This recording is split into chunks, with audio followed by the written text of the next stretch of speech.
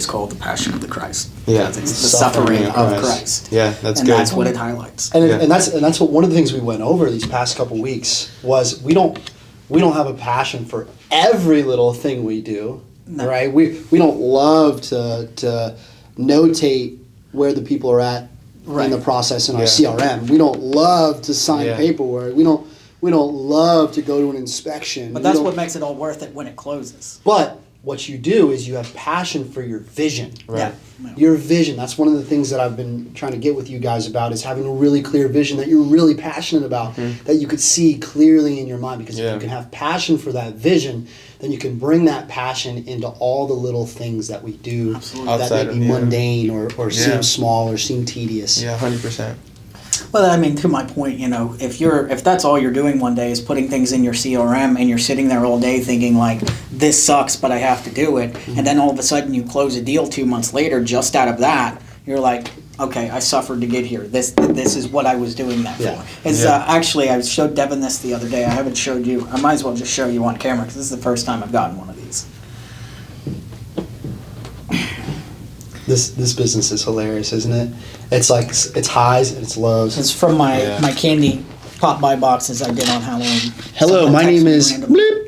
I recently inherited a duplex on Bleep that I may want to sell. Any chance you could call me at 407 beep beep beep beep beep beep beep? Thanks. Hey Tim, yes, are you available? That's amazing, bro. So you got the come list me call. Yes. Yeah, that's isn't that a great feeling? You're gonna have to bleep his name again because you bleeped it and then you said it. But I said come list me call. I know, but you said hey, blank. But anyways, to my point. Oh shit. I don't know. To my point, I semi-enjoyed knocking on doors, but that's one of the most humbling and nerve-wracking experiences you have because you just don't know how people are going to react. Everyone is suspicious of what day they've had and everything. It's funny because you can go and work really, really hard to acquire a client. You could do the for sale by owner calls, the appointment, and you can make all the follow-ups and be all over somebody for a year and then close the deal and it feels okay. But sometimes you get that like layup client, the one that calls you, says come list me, and like it's the easiest deal of your life. You sit back and you make 10 grand and you're like, oh yeah, that's why I do this. I'm still in the passion phase of that. I'm still waiting for that perfect. Me too, man. Me too. Oh, dude, it happens. My last one was almost there, and then the whole commission thing happened. But the more you do, the more you're going to get. Right. And the longer you stay in it, the more reputation you're going to build. And that's what it's all about, building a list of past clients, building a reputation, building a connection with people in the community, which you guys are doing a great job of doing. All that will eventually, people will reach out to you, especially if you're utilizing social media. People will remember you. They'll see you every day. 2022, I did the math. I made $80,000 in GCI just from social people reaching out to me on social media saying, hey, come sell my house. Yeah. Or, hey, I want to buy a house.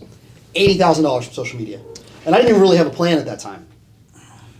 And your social media is great, obviously, and you've been working at that. I have a question for you, a little off topic, but still kind of on topic. So you've been in this business 10 years now? It'll be 9 years. Okay. Yeah, it'll be 9 years. So here's a question I have for you as a broker and as, running the office and things like that, and all the knowledge you pass down, because this is usually how it works, is, so when someone writes a book at 80, all of their 80 years of experience are in 200 to 300 pages. So for you, running a brokerage, have you seen or do you expect, in a silent way, for your agents to get to your level faster than you did? Absolutely. It took me 6 months to sell my first house. You all know the story. I've said it a million times. It took me 6 months to sell my first house from doing open houses and just kind of floating around a brokerage with nobody to hold my hand. And I mean, my goal for the agents coming in here is to go under contract in their first month. Right. If we can eliminate that J curve from 6 months to 1 month, like we partner everybody with a mentor, we put you through the training programs, we hold you accountable, we give you the option to join a team and work 20 hours a week from the office and give you leads and give you all this stuff that you need to be successful. But the only problem is most people don't have that commitment level. Mm-hmm. Sure. They get into real estate thinking it's something it's not. Oh yeah. They think it's not work. They think it's work. You got to show up every day. You don't go work at NASA or or a hospital and just not show up because you feel like it. Right. You have to show up. That's one of the things we've been talking about a lot lately. Just being at the right place at the right time. That's what luck is. Right? You want to be lucky? Show the fuck up. Show up every day, be at the right place at the right time. You will get lucky.